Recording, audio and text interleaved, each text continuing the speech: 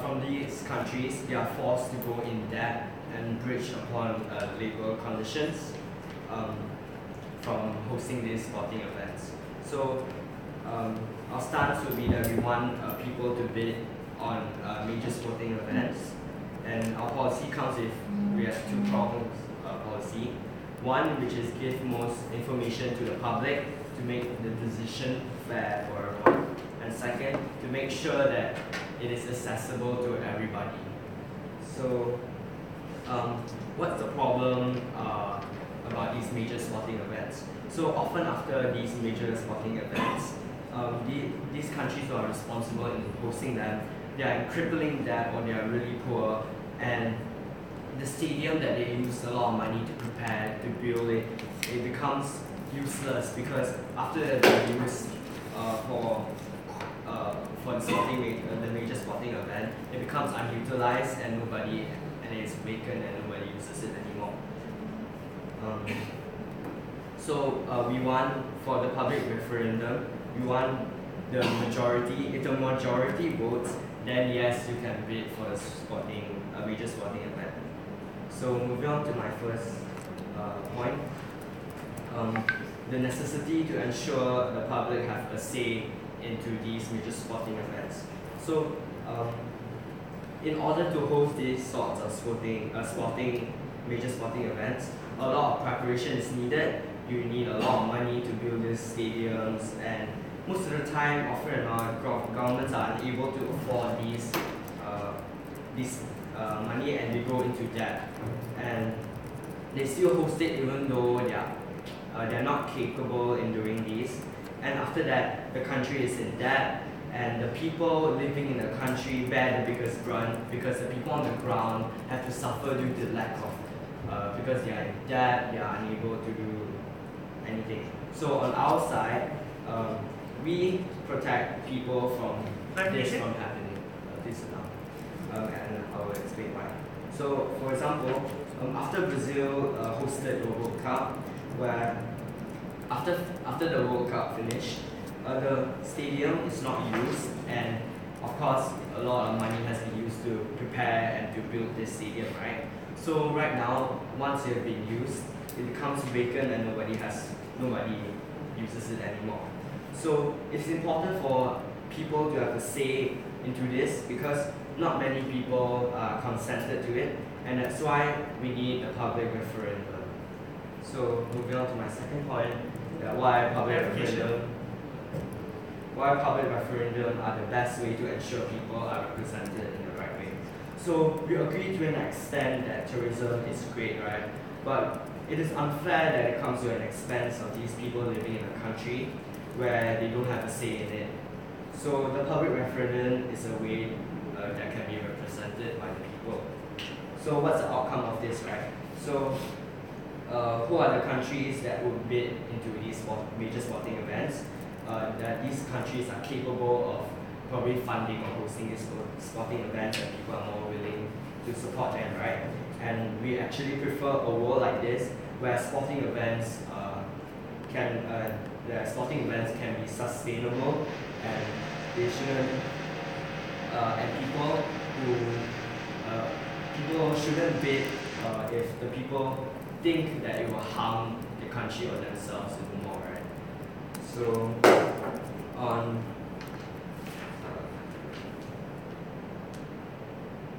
is there any POIs?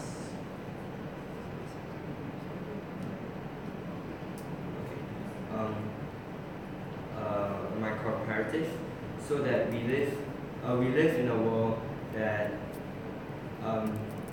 the major sporting events are hosted with the consent of the people, where everyone can have a say in it. Can have a say in it, even though. So. Yes. So for every economic policy that exists in status quo, will you also have a referendum for people to choose their economic policy? Yeah, so for any new economic policy or reforms, would you make people have a referendum to choose whether or not they want that economic policy? Yes, yes. Okay, for all these reasons, I should go with opening up. Here. Here.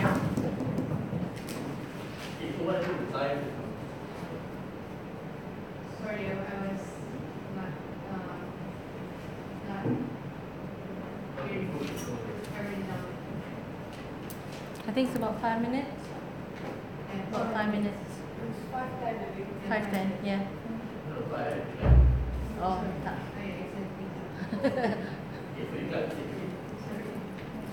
Alright, hello.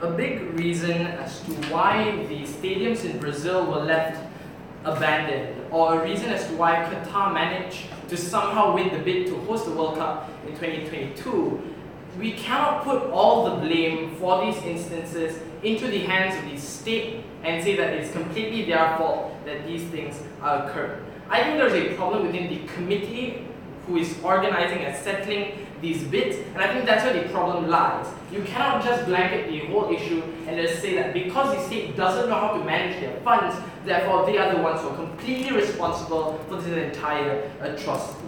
What is the stance coming from opening opposition?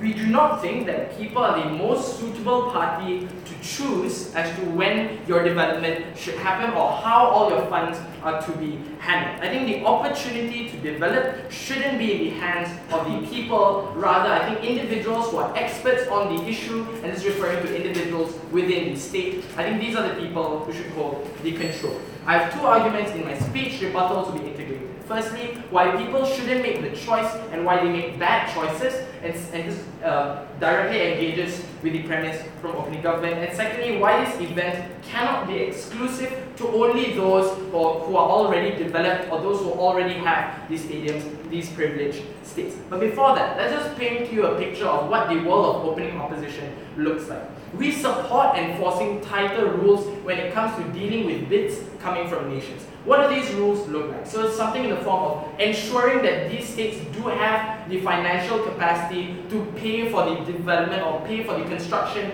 of those stadiums. We also would encourage and ensure that these states can continue with programs that are being held in these stadiums. So stadiums in Brazil, in our world, wouldn't be left unattended. Rather, we will ensure that you still have training camps which occur and development programs for the youth, for example. I think people are not obligated for this because it is the fault of the committee for not checking and not continuously ensuring that these things go right. And I think FIFA has already made lots of efforts, so for example in firing their president when they realize the horrible acts that he has already done. I think we also need to recognize these checks and balances. So in the first argument, why people shouldn't make the choice. There are three key reasons as to why people make bad choices. And this is engaging the best case coming from opening government, right? So firstly, is a lack of information. I think compared to states who have experts and individuals who would dive deep into the issue, these are individuals who do see the economical benefit of potentially putting money on the line, but at the exchange of huge debt development in the future, right? And these are individuals who can see the long-term benefit. I think when it comes to individuals or people on the ground, lesser people can have the access to see that long-term benefit. Why? Because these are individuals who want that short-term benefit. So for example, they would rather them get more welfare or get better education, better textbooks for their child, rather than having the World Cup being hosted. But even if you can provide that information to these individuals, here's the second reason as to why they would make a bad choice. It is because these are people who are clouded by fear. The fact that media sensationalizes and friends around you talk about the horrors of sporting events, I think that's why you sway more individuals away from supporting these events. What do these horrors look like? So the fact that South Africa went into debt, or the debt that Brazil went into, and the abandonment of their stadium, I think that's where it blocks people from seeing the potential gain from that investment because that fear is so overwhelming. You are so afraid of losing everything for your children and not having that better textbook or better education for your child. I think that's when it's more difficult for individuals to see that brighter picture at the end of the day. But the third reason as to why people make bad choices is because regardless, even if you don't buy those two reasons I already told you, is that the fact that they are drowned by personal interest. What does this personal interest look like? So we on Opening Opposition recognize the spectrum. Some people may want more welfare, some people may want more jobs, and some people may want better education or other things, right? The fact is that there are many different interests among your people who are going to vote. This means in order for you to ensure that you can host the sporting event in the end, makes it difficult to convince more minds in order to get them all to agree on a particular topic, because you need to change a lot and different mentalities within your society. I think the fact that people are drawn by personal interest, it's very unlikely for you to be able to host the sporting event. Why is the government deciding much better? Firstly, it's obvious because they have better information and better access to the information. But secondly, it's because they're better able to focus on the long-term benefit. So this way they can focus on investments of their stadiums. This way they can allow foreign direct investors to come in and improve the economy for your nation. But however, in the world of government, because of your people who are drawn by their personal interests, these benefits are now blocked. Benefits that can trickle down to every individual. What are these benefits? So the outcome when hosting is that A, you can get more jobs. So what do these jobs look like, right? So when working in stadiums, you need people to clean them, you need people to maintain the pitch, for example, people working in the tourism industries, people working in hotels as well. I think all these job opportunities open up the point in which you allow these countries to host, something which is difficult to occur in the world of government. But second benefit is that you get an exposure to different cultures within this country. And we think, so for example, if Malaysia is to one day host the World Cup or something, I think that's where we can get better exposure into the different cultures which exist in this country. And that's when you can get better understanding and spotlight on these particular issues within the state. But it also works on the converse, right? So even problems that exist in your country also get better attention now in our world. So for example, when the World Cup was held in Brazil, that's when the poverty issues were highlighted even more in Brazil because of the mass amount of attention and people going to those particular states. But the second argument, why this event cannot be exclusive. Why is it exclusive? Because we think the states who are more likely to host are those who are privileged, those who are richer, but that means third world nations or developing nations are less likely to be able to host these events. And this is where we engage with opening government as well, because this means it will be even less accessible to people on the ground. And this is against the principle of sports altogether, where you need to be inclusive of different communities. Now, lesser people from Asia can go to the Olympics if it's continuously held in the US every single year. I think it's unfair for that opportunity to be determined by your geographical position that you were born in. But what is the horrible outcome? Because that was the principle, right? The outcome is that not poorer nations would stay poorer, because this means they have less of an opportunity to increase their tourism, they have lesser jobs, lesser foreign direct investors coming in, and that development is exclusive to the already privileged states we beg to oppose.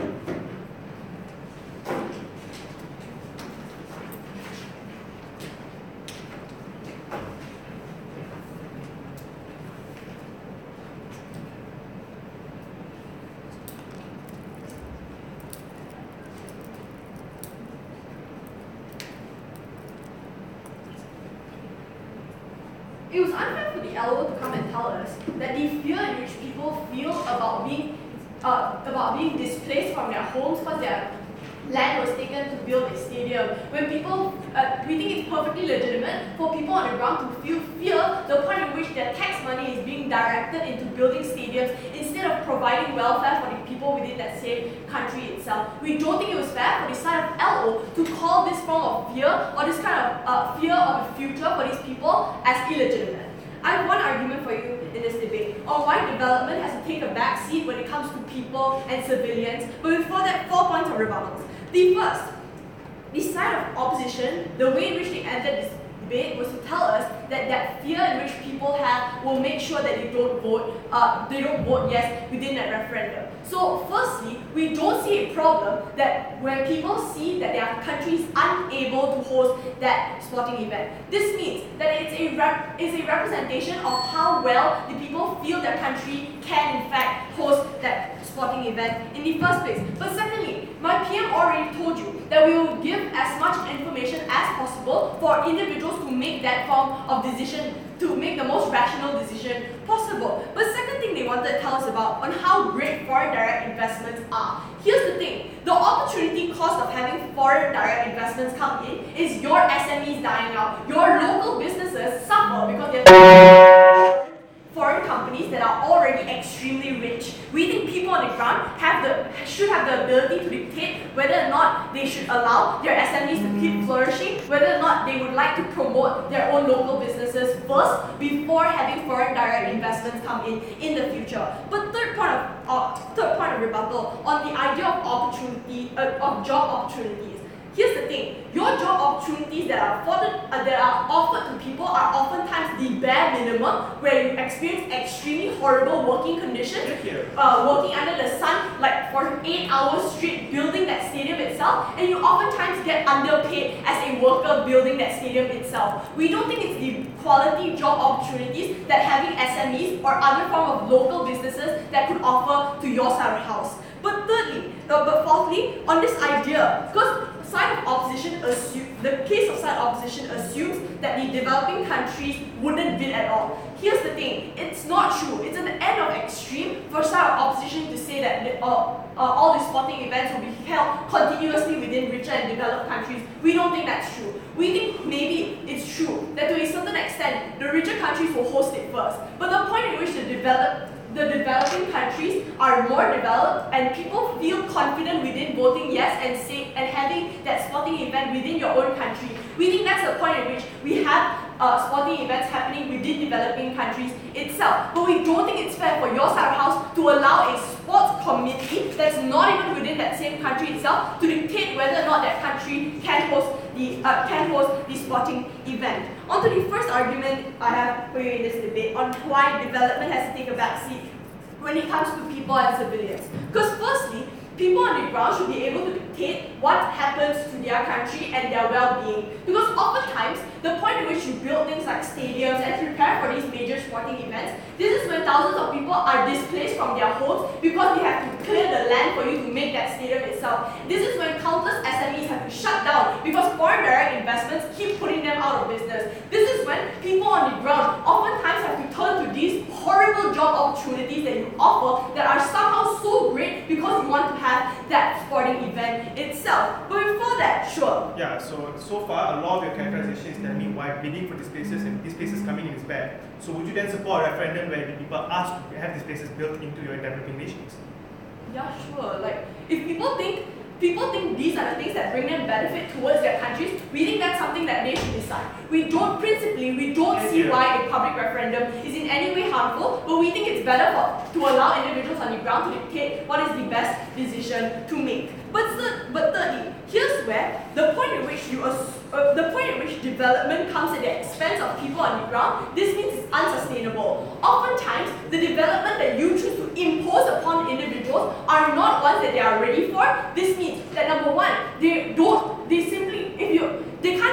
side of opposition cannot keep telling us about the benefits of having development such as tourism. When the people on the ground itself don't want that form of development, because your development comes at the expense of the livelihood of people on the ground. If it means that people on the ground lose their jobs because of your development, we think a lot of people on the ground want to trade that off, and in status quo, your side of the house obstructs that ability to say no towards development that they don't consent to, and oftentimes we think our side of the house on a comparative is the one that gives them some form of representation to reject development that they don't want through a public referendum. And I'll answer the POI coming from, I'll directly clash with the POI coming from closing, because I'll assume that's their case also.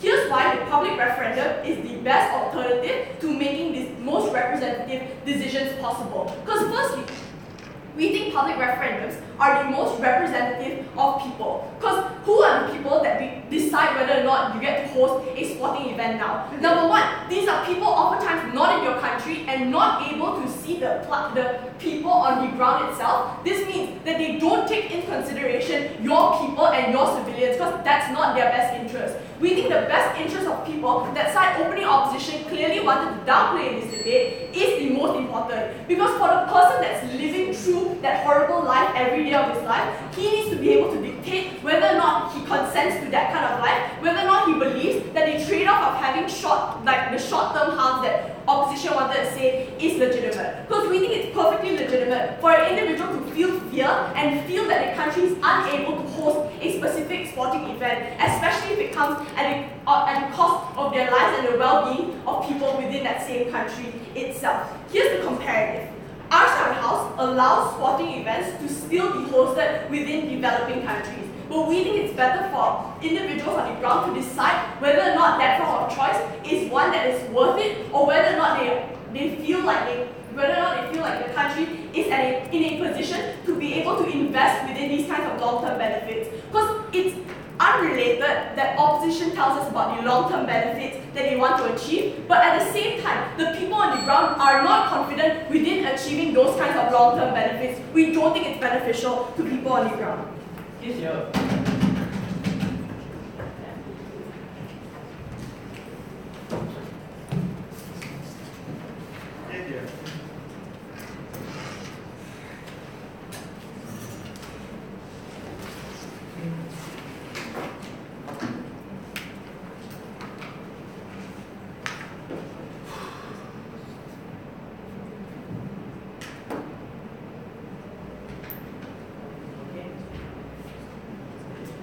So I think Daphne makes the clincher that came out from Aiman's speech. It isn't that fear is horrible, but it's that fear clouds your ability to make the best call for yourself and for the long-term future for your country. It isn't that we're saying that voting yes is a bad thing, but it's the fact that you don't even have the capability to vote because people will force you to vote yes. Your circumstances force you to vote yes. To vote yes is to not host that event at the end of the day. You're not in a rational state of mind as to make the best decision for your long-term benefit of the country. That's why our alternative is better, where you have a state that is, number one, already specialized in that field. Number two, have experts who will actually control the information and analyze that information to make that decision at the end of the day. And yeah, we think that's a lot better. But even if, that if your state is a horrible condition, then we're pretty sure your state won't even bid for that sporting event at the end of the day. That state already feels confident in itself to do these kinds of things. We think that those incentives already exist for the state to do so, because by looking at how Brazil World Cup screwed out, they will also want to improve themselves if they want to have that event at the end of the day. Why can't this benefit exist under that side of the house? Because people will stop them from doing so. Sure, your state may progress to use the incentives of not being a Brazil World Cup and try to be better, but your people will always shut them down. Will always shut down the sporting event from never happening in the country at all, because they will forever look to the example of Brazil. That's why you can't have any of the development that you want to talk about. You're not taking a back seat. You're stopping development from sporting events as a whole. We think you need to acknowledge that at the end of it. You need to acknowledge that. What's the other argument that I'll bring in my speech? Number one, how we actually prove or counter narrative to the world that we live in today. But number two, and most importantly, all the outcomes that you get from sporting events that side of the house did not want to engage upon. But what did Daphne tell you? Is that we need to give them the ability to choose because they are suffering. Okay, then why do you have a government? Your government knows that you're suffering. They will care for you. The government thinks that there is a best decision for them to have the sporting event, thus they bid for the sporting event. But if your people stop them from doing so, then you will never have that sporting event. Never attain the benefits of jobs. Never attaining the ability for you to expose your culture. Never attaining spotlight from media as to see the problems that exist in the world, the place in which the sporting event is happening. Or incentives are pushing for the government to change or create any form of structural reformation to occur. All those benefits are lost because people will not vote yes to host the sporting event at the end of the day. You need to acknowledge that. What will we tell you? What did I tell you in my speech? Number one, we acknowledge our problems with the committee. We will fight really hard to fix it. So we'll have check and balances. We'll have proper like attention given to those areas. So that means your Olympic village cannot be like converted to a hotel run by your multinational corporations, or converted to condominiums that can give individuals like a home to live. Your state can subsidize those areas. Your sporting events or your stadiums can be sold to the clubs that exist in your country itself. So like the China Super League can buy your stadium that China once built for the World Cup or all the Olympics at the end of the day. So maybe your Palmeiras team in Brazil can buy one of those Brazil stadiums and use it for themselves. We think there already is the ability for you to use those facilities. Is that no government would want to take the extra step to use that because Brazil screwed up. We don't want another Brazil. That's like pretty clear.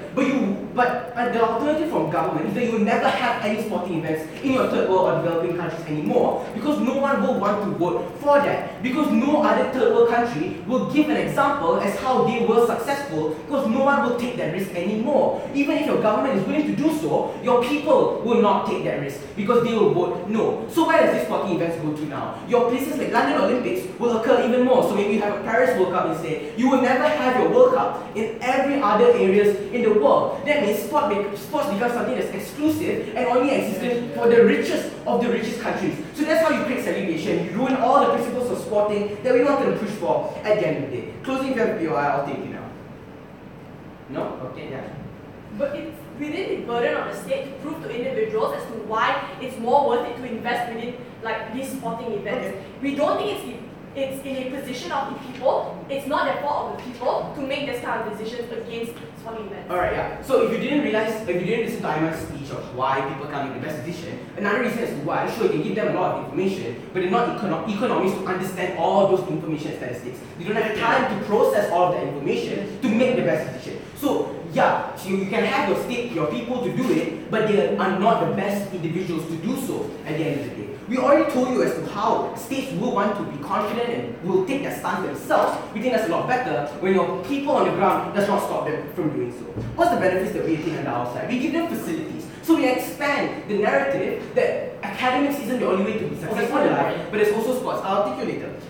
Yeah, I'll take you later. So yeah, there's counter-narrative as to existing narrative that exists in society. When you spread the idea of sports and spread the idea of the amount of activities that they take part in, it's also how you change the narrative of people on the ground. So you're more likely to have more athletes in your country, the point in which you bring the World Cup to them because it's more accessible. So you hire or you get more youth academy players. You will get more people being participant in your sports activities and your arenas. So you have more individuals participating in the World Cup for years to come or your Olympics. We think that's a benefit that you will never attain if you bring sporting to events to an exclusive first world country only, because those are the individuals who will vote yes, because those are the individuals who can point to examples, because those examples will run properly. Under status quo, it would. We need to fix the problem, not give the power to people on the ground. Sure.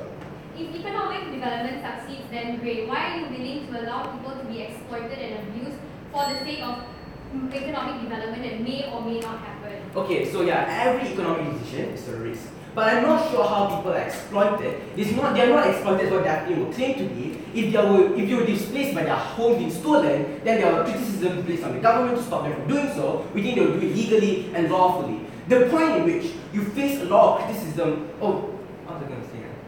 Yeah, so if anything, let the government decide, because they're the best arbiters to decide that thing at the end of the day. They are the only individuals who can make the proper economic decision for the long-term effect of your country. Because your rich individuals in Brazil will never work for the World Cup again because they don't care about the jobs that you can give to your poor, unemployed individuals. Sure, it's the bare minimum, but it's better than being unemployed. We need to recognize the comparative and not just say that we'll give them the power to do so because they're suffering. Yeah, they are suffering, but it's on the outside, we are opting to a way where we can help them. We think that's a comparative we need to engage upon. The worst case scenario that happens on the outside is another Brazil, but at least you continuously progress to be a better, you continuously progress to make sporting events better, more accessible, less harmful to the development of the country, and you always have the extra incentive to be a better sporting event than the previous one. We back to a close.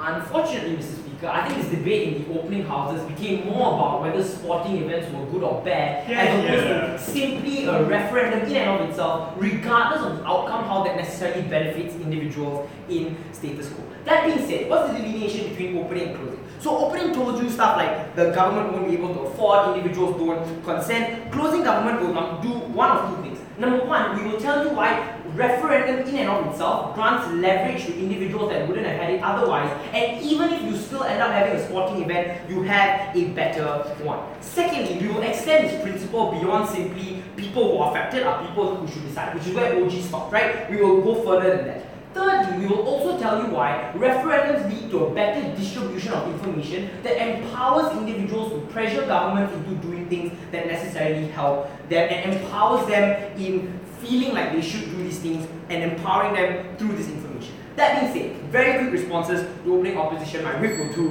more. Two questions. Firstly, will people make good or bad choices? Two things. I think this fear-mongering coming from opening opposition is really horrible, right? Like this whole assumption that people make horrible decisions. I'll say two things. One, people have a vested incentive in making their lives better. They are not as selfish as opposition will claim. Because even if right now the situation for me is horrible, if my child lives a better life in the future, I can still process that fact and still process that economic development will be good later, and therefore that is important, right? But secondly, I think fear is a necessary check and balance to like the gung-ho hype of a World Cup, right? Like in Brazil, if you notice, even like after they won the bid, people were still celebrating, people were still happy. And we need a counterbalance to the hype of that World Cup, and that counterbalance is fear. So we don't accept this fear-mongering of opening opposition that people inherently make horrible choices, but we'll tell you, even if they make a horrible choice, why that is fine. Secondly, like this really odd argument that developing nations should have access to the World Cup, right? So it's not like we're restricting access from them.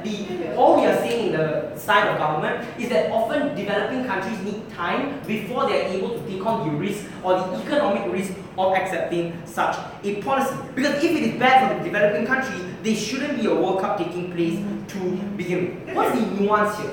That even if life now is extremely horrible, people understand that the mere risk of something even worse happening is not something that they want to opt into, even if they get all the benefits of development. So the mere risk that they have to take on is something that they wouldn't take on in the side of opposition, regardless of whether or not that risk manifests itself. And we need to be able to legitimize that risk, because these individuals' thoughts about what should happen to them and their children should be legitimized. That being said, firstly, a principal argumentation, right? Even if they make horrible choices, why is that okay? So OG stops that people who are affected are people who should decide. Closing government believes that often the effect of things cannot be quantified. What do we mean by this? That means the calculus between getting more jobs versus the inflation rate rising is perhaps something that economists can like objectively say one is better than the other. But the reaction or the effect that it has on people is something that is arbitrary and subjective. Individuals should be able to quantify what a choice means to them regardless of what it is definitely. What do I mean by this? That means if we lose 100 jobs now but gain 1,000 jobs later, the value of those 100 jobs is something that should be determined by the people and not by anyone else. And that arbitrary value that governments place on it isn't something that should be declared as legitimate, because the individuals that have to suffer the effects of those choices should be the ones that have the ability to do this. So the difference is we give these individuals autonomy to place value over the choices they have, as opposed to the arbitrary values of these choices have a seat that are placed upon them by the government. Secondly, how do we have a better distribution of information? Have a seat. Why is this extension especially important? Because this extension notes that even if whether or not sporting events happen or they don't happen, it applies to both worlds, and that's especially important. What's the problem now? People do not have enough information to say anything, they don't understand enough, discussions are often restricted to the elite, restricted to parliament that have money to fund politicians they want, or just politicians and parliament as they go. What happens now? When you have a referendum, individuals realize that they have the power to do something. So instead of this becoming like a routine economic decisions politicians make on their own, it becomes a national discussion, because people are finally given a taste of power that they might or might not have, because it's some new event that's unprecedented, right? What happens then? Three things. One, the media in these areas are likely to publicize these events, write articles, post information, Because this is now a national hot topic that should be discussed, and it becomes viral, right? In like the 21st century, and like this viral culture of ensuring that individuals are informed about all the different things that are going on. Secondly, states are legally obligated to provide the largest amount of information to people as possible. This obligation created by a referendum, and they are now legally obligated to ensure that people do well. Thirdly, people talk about it. So like it becomes a hot topic in the culture that we live in today. Like it's very simple. So individuals pass on information to their friends, and they become facilitators of information about the World Cup. What does it mean? Have a seat. One, it means that individuals make a more informed choice, which waters down all the harms that opening up brings to you. But more importantly, regardless of whether or not the sporting event takes place, people have more information about how the sporting event will manifest itself. This means that I have more information about where a stadium is being built. So for instance, if I live in Rio and I know that a stadium will be built, have a seat close to me, maybe I can now move my business because I don't want an MNC to crowd me out. Before I go on, sure. Yeah, so I think representation can exist without referendums with every other decision that exists in the status quo.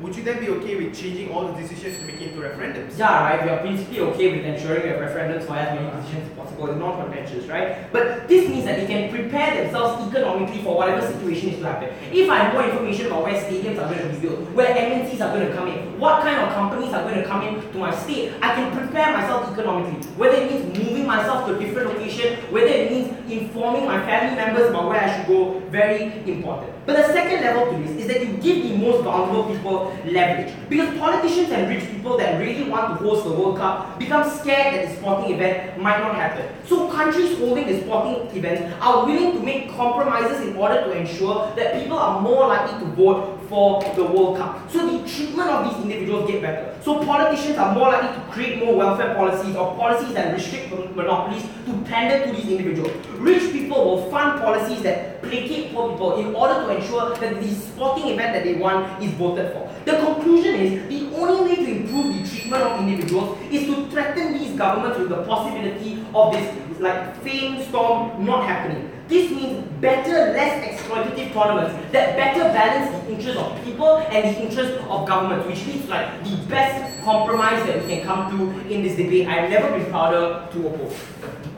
Propose. Thank you.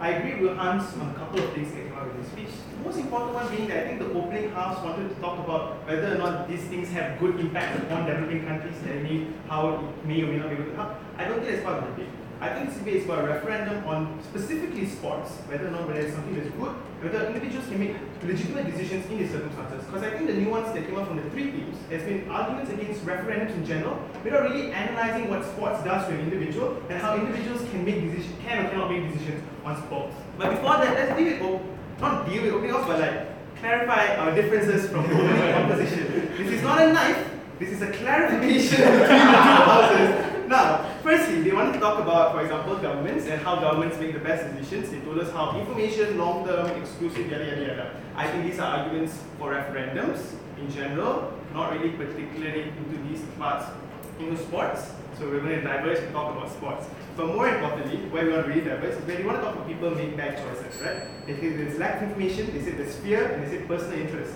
I'm not going to talk to you about lack of information. I think they have dealt with that, they can defend that.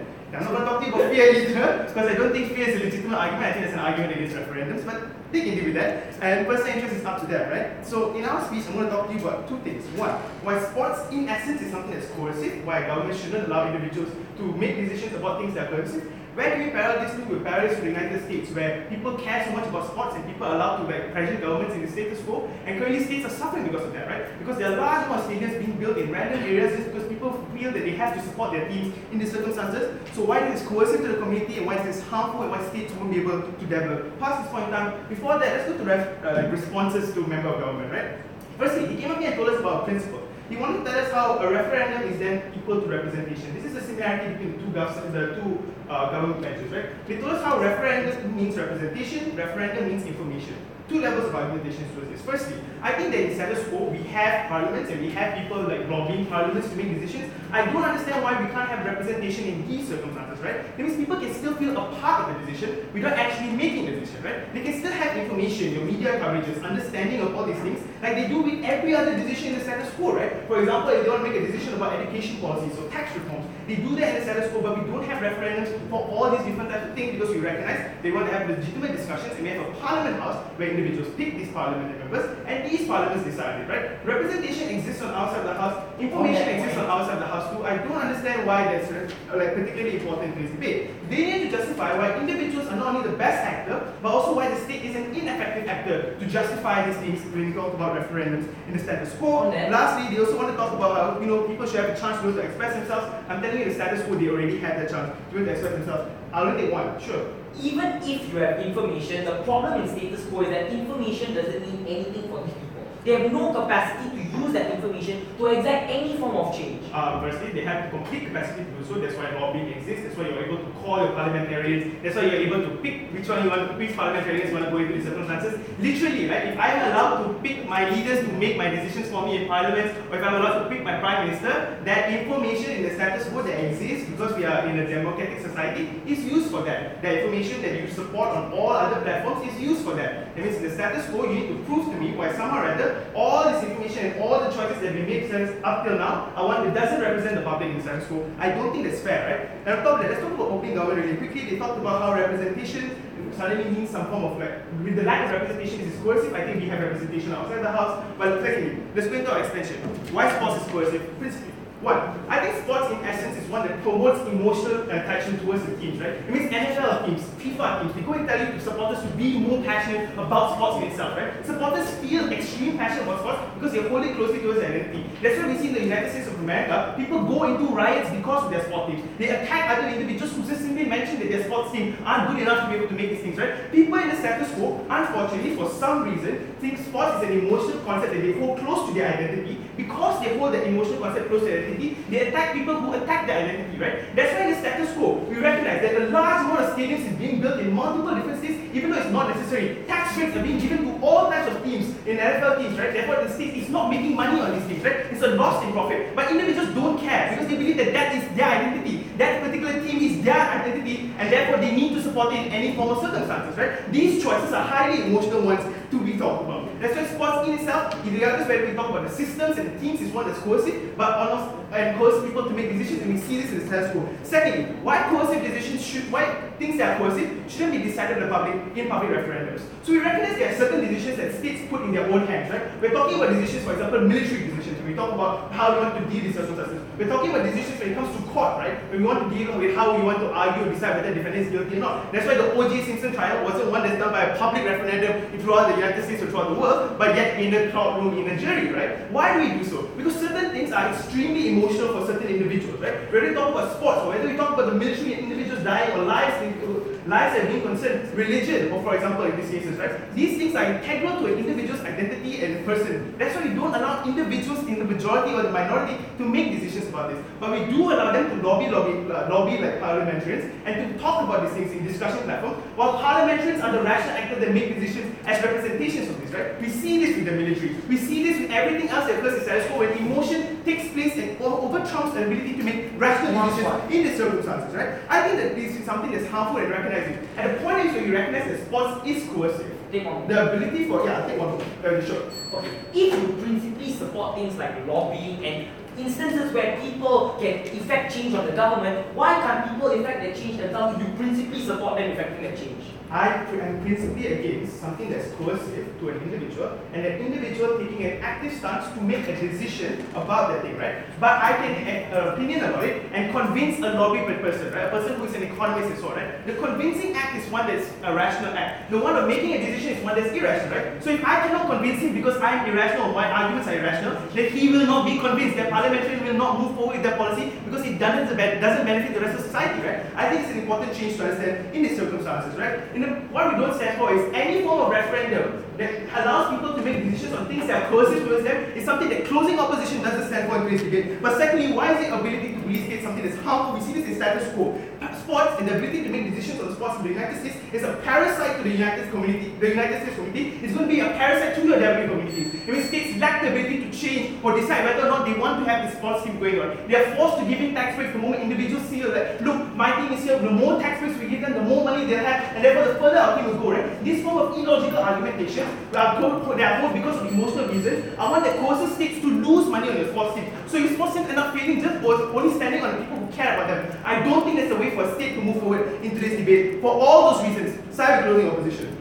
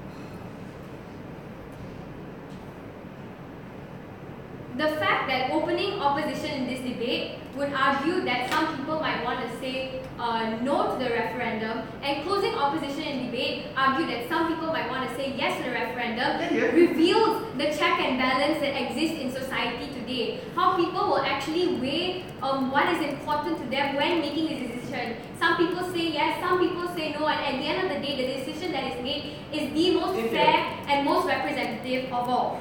I have two issues for you in today's debate. One is on who makes a better decision, people or experts in the government. And my second issue on economic development, is it important, is it not?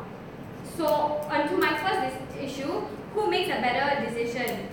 Both the outside opposition said that experts make a better decision. But if we would say that if the government really was experts and had carried out economic decisions so well in the past, it is likely that people would trust them and would say yes to the referendum, and so we don't think this really matters. This debate mostly takes place in places where governments, where people's trust towards the government isn't really that confident, and governments have proven to make mistakes in the past, and that is why we need to leave the decision to people.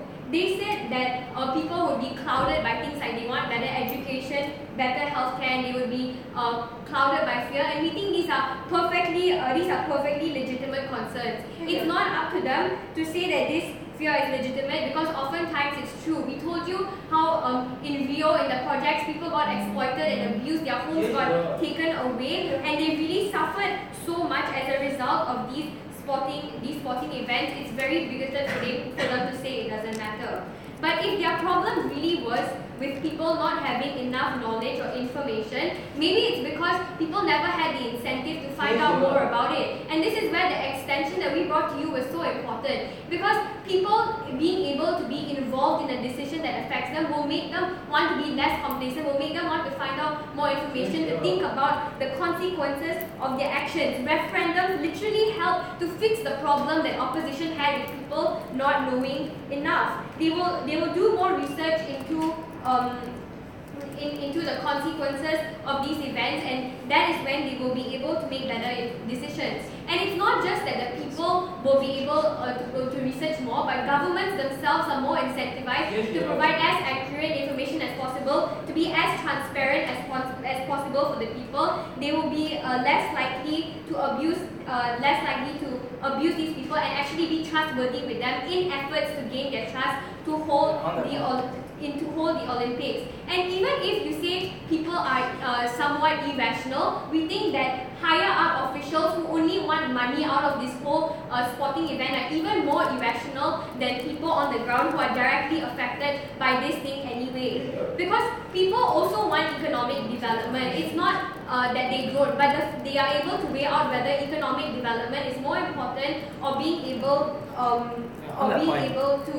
being a healthcare and education is more important at this point of time. Both benefits are important to the people on the ground. However, only one benefit is important to the government. The only thing in their head right now is they want more money, they want more reputation, they want more fame, they want to be known as a better country, especially in developing countries where they have been so deprived of spotlight. The government will never say no. The government is the one that doesn't have a check and balance. The people do. Even if the side-closing opposition wants to talk about lobbying rights, only the rich people will lobby. The rich people who want to get more money, not the people who get exploited. SMEs too get a lot of profit from tourism and foreign direct investments, but the fact that they are able to deprioritize this for the sake of health and education shows clearly just how important it is at this point of time. Governments will never say no, and governments are the ones that don't have check and balance because they are so clouded by their intense need to gain more fame and reputation.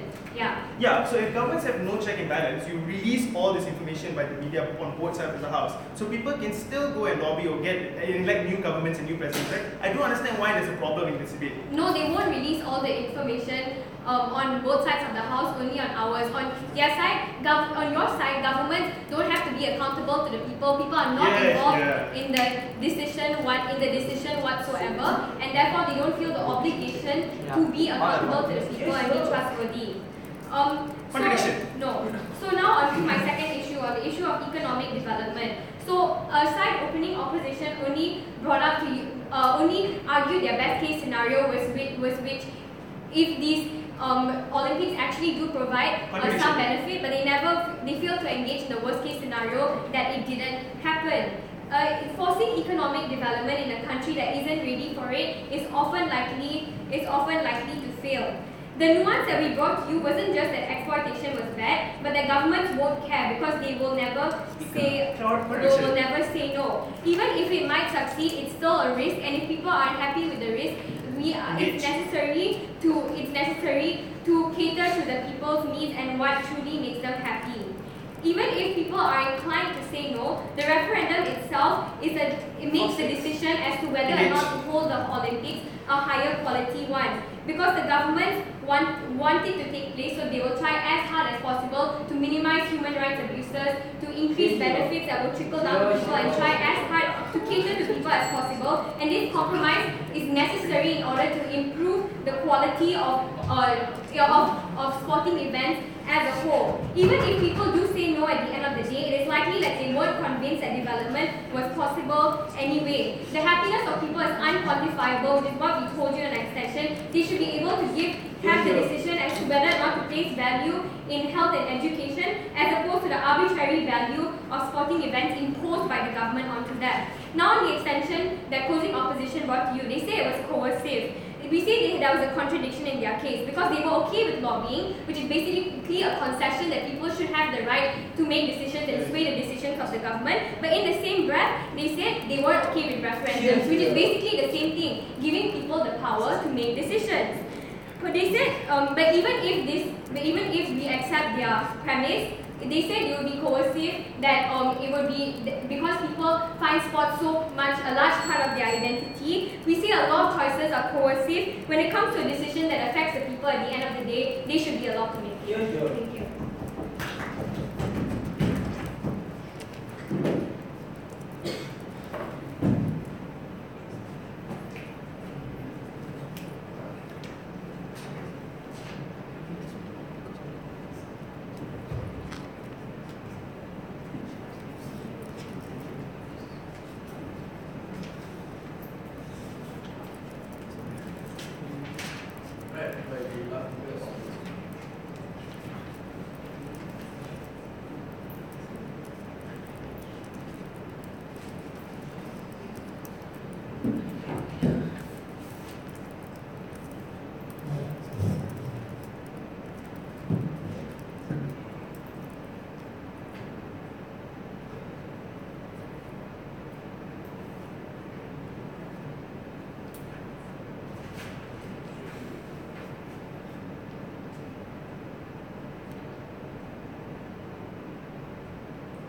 I'll be doing three things in my speech. The first is to explain exactly as to what CEO is doing in this debate. Number two, explain to you because to the problems behind what CG is doing and why they're just clearly contradicting themselves. And number three, deal with opening government who clearly miss out in regards to what they're supposed to do. So let's be very clear on what CO is doing. We are very clearly stating the problem between referendum and sports. What is this dynamic? Because Roshan spent time and there was never very clear responses coming from the witness speaker. In regards to behind the dynamics behind why sports is very coercive. The dynamics and examples is provided and parallels towards the American football league in this regard. In regards to how they are able to utilize waste tax money in this regard because of how much people really want to support their teams in this regard. The amount of times they've rioted over stadiums due to the fact that the team has been lost. All these kinds of reasons behind how much emotional attachment they have. Now, why exactly is this problematic in this regard? Because we feel that when it comes to emotional attachment being set within sports in this regard, we feel that the kind of animosity towards individuals in this regard, and this is no one else miss, the animosity towards individuals who completely do not want to vote in favor for this kind of sporting events in this regard. Or actually problematic. Sit down. Now, it's actually problematic because in this regard, right? The emotional attachment in itself forces individuals to push individuals to vote yes for it, as well as undermining individuals who choose to vote no for it. We feel that it's extremely problematic when you are placed in a situation of a referendum where the votes are now placed to support individual who has the loudest voice. And in this regard, we feel that it's extremely problematic because the voices as well as the decision that is made is one that is not rational in this regard because it's one that is built around the favor of how one group is able to influence another through to the emotional coercion that they have with the love they have for sports. We feel that it creates two groups that are always clashing amongst each other with unwillingness to cooperate because of the fact that they either one really love the sport and want to continue hosting it, or number two, individuals who do not care and they just want to look or they look only for their own development and not really care about anything else. We feel that dichotomy doesn't really relate to the fact that these individuals are informed or not. This is just a problem by which people have emotional attachment towards. That's why sports in itself cannot be decided in terms of a referendum. That's why other issues within the state that has been decided is not being decided on a referendum. When it comes to whether or not we want to send troops towards different kinds of countries to fight off militias or whatever, or when it comes to court cases, we don't leave it as individuals because they are extremely emotional. Sit down. Where is this exactly? Is it problematic, and why is it something that should have been responded to? Because the problematic part about this is that the choices that they make, even if they have information in regards to crime, is never one that is reflective of what the community truly believes in. Which is why we on side of closing of operation believe that the best party to enact these kinds of changes are always the government. Why? Number one, they are elected by you. They are not just randomly placed into that position by a random person. They are elected by you. They are supposed to represent your views. Number two, when it comes to the discussion that has been done in Parliament, there are always lobby groups that you can support and towards pushing the kind of ideals that you have. Now, why exactly is this different than referendums? Because clearly this makes absolutely no sense why there's a similarity. Because lobbyists influences the decision of an issue. Referendums immediately decides the decision of an issue. There's a complete difference here because in a referendum there is no deliberation between individuals who are extremely informed in regards to the issue towards making a decision at all. They will be influenced by so many different kinds of factors when it comes towards them wanting to make the decision. But in Parliament, these considerations are taken into account with the discussion on whether or not they want to go with the bid or not. And we feel that those kinds of discussion will at the very least improve the kind of conditions that they want to provide when they want to go for the bid for the next sporting event to host. We feel that kind of argumentation is all exclusively done by CEO and was never ever responded by closing of government. So now let's deal with government in this regard. Sit down, not yet. Right, because they say that there's a check and balance. If some people say yes and some people say no. No, in the end, the discussion that will exist is an extremely toxic discussion that one will always go against the other. Not a true representation of what the community believes in, but one where there will always be a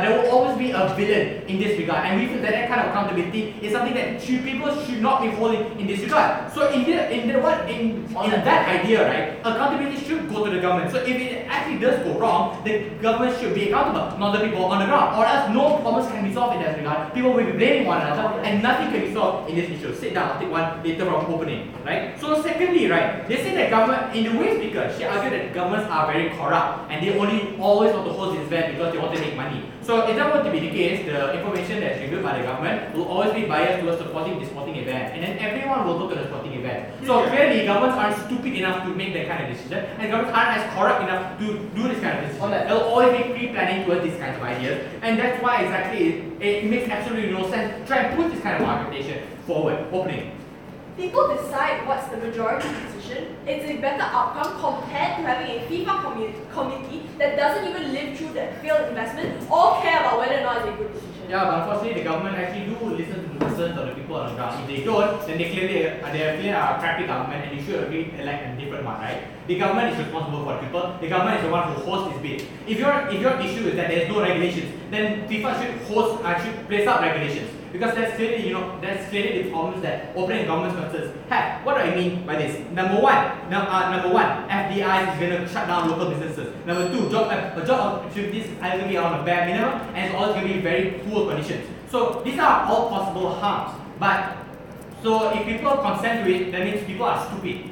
But let's understand that people aren't stupid, so it's very weird for people not to consent for it in that regard. But more important, right, if this is a problem of regulation, then sure, you can only host the event if you follow these strict regulations. Number one, support local businesses. Number two, set labor standards so that people are able to get better paying jobs or whatever. And three, provide affordable loans for people, for countries that require the loans to make these kinds of sporting events. We feel that these are all manageable things that can be done, which is why opening government was completely irrelevant in today's debate. So with that being said, right, what did we on closing of opposition did very, very clearly, and why we are completely different with opening of opposition. We agree that a lot of things of opening of opposition make sense in regards to how fear-mongering exists in this regard. But the very difference here is that we on closing opposition were the only thing to explain that the extremes, the details behind why exactly sports and referendums should not coexist with one another. We draw parallels towards it, and why that kind of discussion is extremely toxic to allowing a decision to be made for the future of the country.